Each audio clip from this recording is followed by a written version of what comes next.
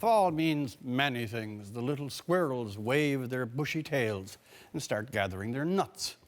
Miley Cyrus and Robin Thicke, but I repeat myself. The Toronto Maple Leafs prepare to carve and climb a new Mount Everest of fan disappointment, and Ottawa starts churning again. The Senate, even after the languid days of summer, is still a hot, rich, depressing topic. In midsummer, Mike Duffy evaporated finally from the headlines, but former colleague, fellow Senator Pamela Wallin, kindly took up the slack.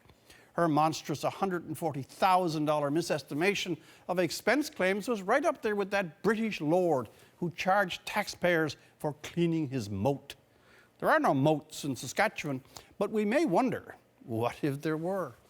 Senator Mac Harb, who gives a little liberal color to this mess, decided to return some of the many thousands himself and actually resign from the Senate rather than go through the washing machine again.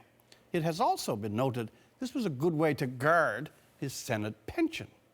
The scandal has stirred only half-hearted debate about abolishing the Senate. Not that many would weep were it to disappear, but the real mood on the Senate is that people are just disgusted by it and weary.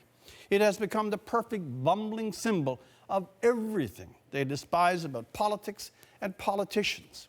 A, the two rules game. The elected and their friends are a different class from everyone else. B, the lack of accountability. Senators get caught, offer to pay back, and the sin disappears. Not that way for anyone else. And C, it displays the unhinged, pseudo-aristocratic sense of entitlement of that class.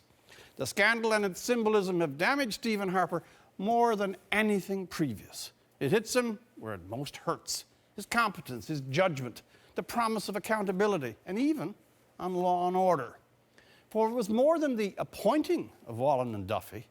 Mr. Harper gave them great prominence and presence, emceeing events, fundraising, and in the case of Mr. Duffy, a lead role as partisan pitbull after a quarter century of what all are pleased to call his journalistic impartiality.